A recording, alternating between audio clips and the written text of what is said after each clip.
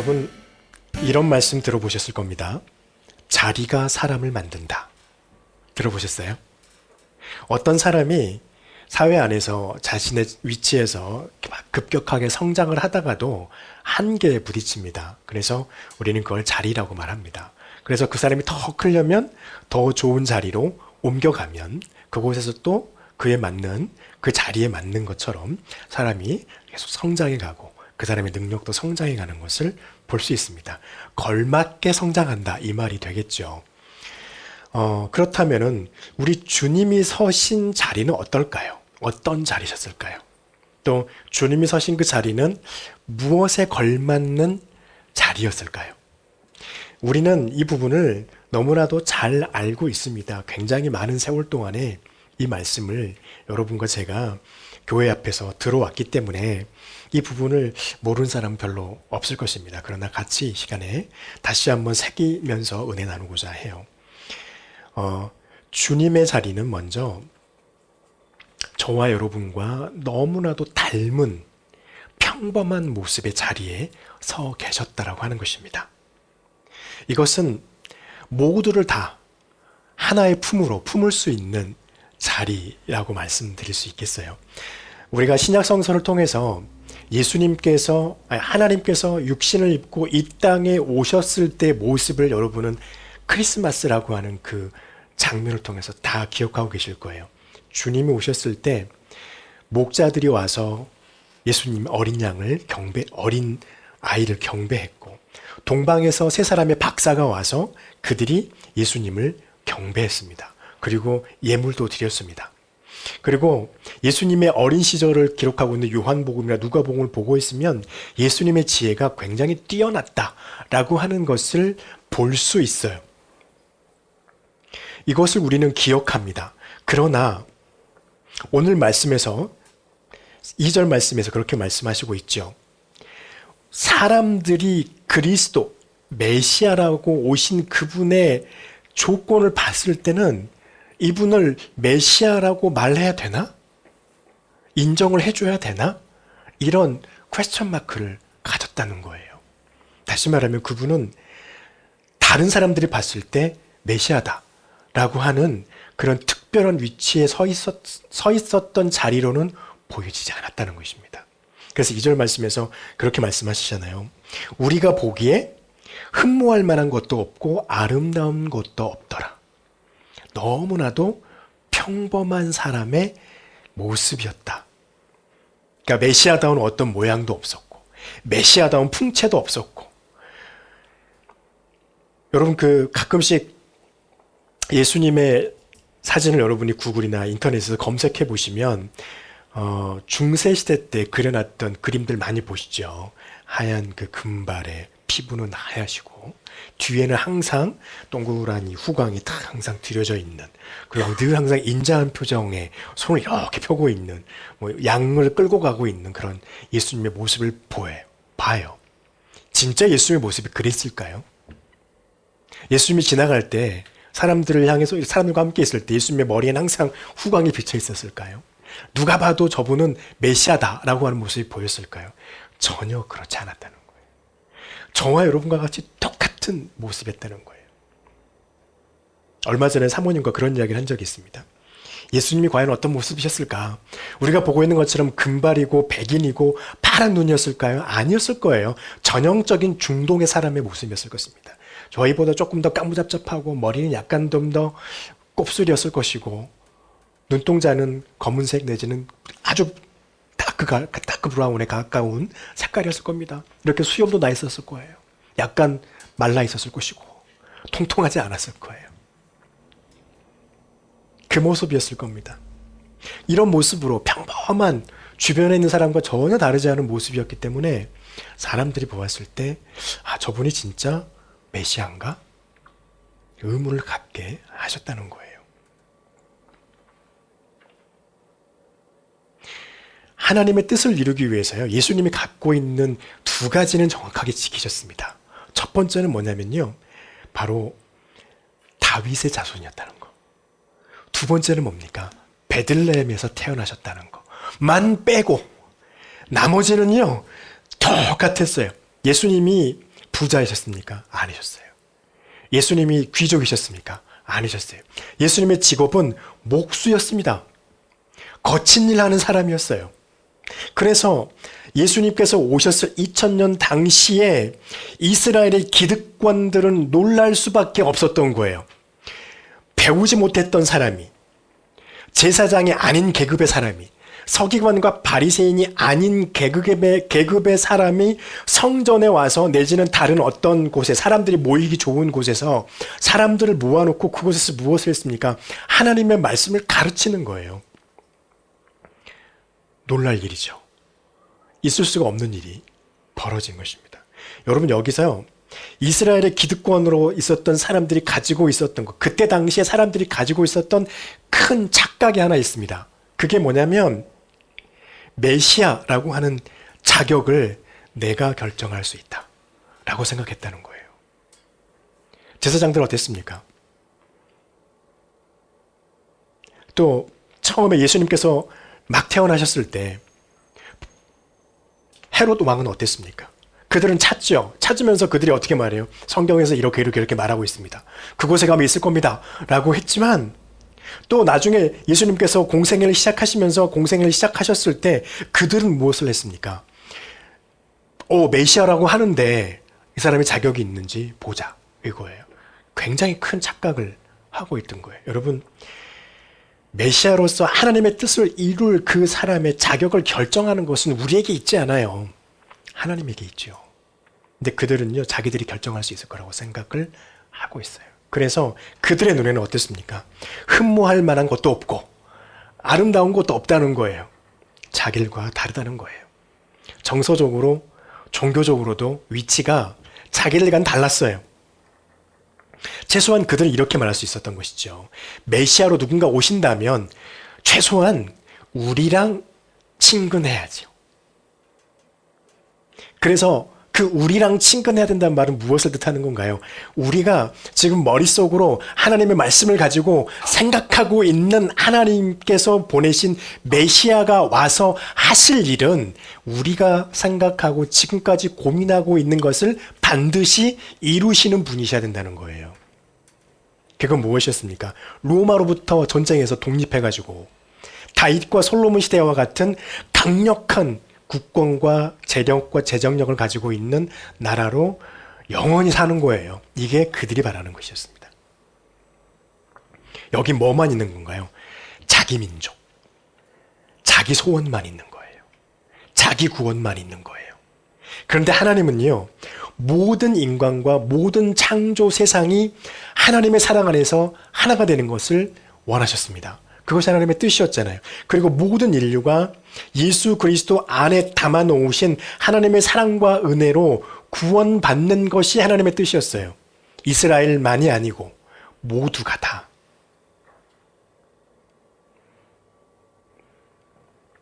하나님은 자애를 좋아하지 않으십니다. 하나님이 좋아하시는 것은요, 모두의 구원을 좋아하십니다. 모두의 평화를 좋아하시지 누구만의 평화를 원하지 않으신다는 거예요. 그래서 그들이 생각하고 있는 것과 하나님의 뜻이 완전히 달랐던 겁니다. 그래서 그들은요, 속으로 오신 예수가 이렇게 말하고 있으니 우리가 지금까지 자기 나름대로 연구했던 성경과 자기 나름대로 그 세석했던 뜻과 하나님의 계획이 이런 것이다, 이럴 것이다 라고 했던 것이 오염되어 있는지도 알지도 못한 채로 그것이 맞다라고 주장하면서 메시아는 반드시 그렇게 오셔서 이것을 이루셔야 한다라는 것에 집중했었던 거예요. 그러니까 그들이 보기에 하나도 흠모할 것도 아름다울 것도 없었던 것이죠. 그래서 하나님의 뜻은요, 인간이 가지고 있는 이해와 아무 상관이 없습니다. 하나님은 이 땅에 오셔서 하나님의 뜻을 이루기 위해서 이 땅에 육신을 입고 오신 것이지 이스라엘 민족이 가지고 있는 소원과 소망을 이루어주시기 위해서 오신 게 아니라는 거예요. 우리가 바라고 있는 것을 이루기 위해서 주님이 육신을 입고 이 땅에 오신 것이 아니라는 것을 우리는 알아야 됩니다. 그래서 그들이 보기에 주님은요, 흠모할 것도 아름다운 것도 없는 모습, 저와 여러분과 똑같은 평범한 모습으로 와주셨다는 거예요. 그리고 그 자리는 어땠습니까? 존중받지 못하는 자리였습니다. 주님께서 오늘 종료주일 이 시간에 예루살렘의 성전에 예루살렘에 들어오시면서 수많은 사람들이 자기 옷을 깔기도 하고 야자나무 잎사귀를 비워와서 깔면서 호산나 호산나 다윗의 이름으로 오시는 이요 하늘의 영광이요 땅에는 평화 이렇게 찬양했던 이유는 오면은 자기네들이 원하고 있는 것들을 이루실 거라고 생각을 했다는 거예요. 그런데 하나님이 가신 목적은 무엇인가요? 멸시받기 위해서 예루살렘에 들어가셨고, 무시당하기 위해서 예루살렘에 들어가셨고, 죽음을 당하기 위해서 예루살렘에 들어가셨다는 겁니다.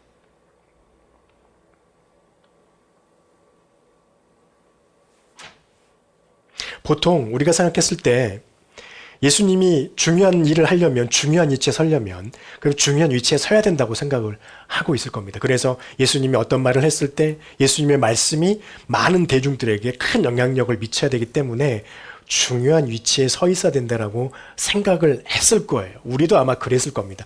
그런데 주님이 와서 서 있는 자리는 우리가 생각했던 것과는 아주 다른 모습으로 서 계셨다라고 하는 겁니다. 예수님께서 공생애를 시작하셨을 때 주님은요, 기득권이 바라는 것을 행하지 않으셨어요. 그들은 구별하는 것을 좋아했습니다. 저와 여러분의 생각 가운데 이런 게 있다면 우리는 빨리 주님 앞에 회개해야 합니다. 어떤 건가요? 하나님의 은혜가 있더라도 먼저 우리에게예요. 하나님의 어떤 은혜가 우리에게 부어진다고 해도 먼저 우리에게 부어지고, 주님께서 우리에게 평화를 주신다 하더라도 먼저 우리에게 부어주시고 그 다음에 다른 사람에게, 이게 기득권이 원하고 바랬던 겁니다. 그런데 공생애를 시작하시고 주님은 어떻게 하셨습니까?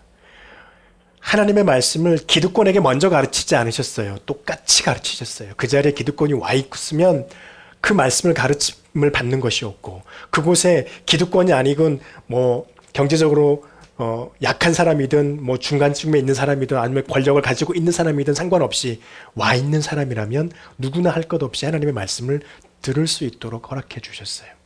구분이 없었죠. 구별도 없었죠. 차별도 없으셨어요. 이렇게 하신 이유는요, 하나님의 뜻을 이루기 위해서 예수님은 사람의 손에 의지하지 않으셨다는 것입니다. 사람의 손에 의지하셨다면 어떻게 됐을까요?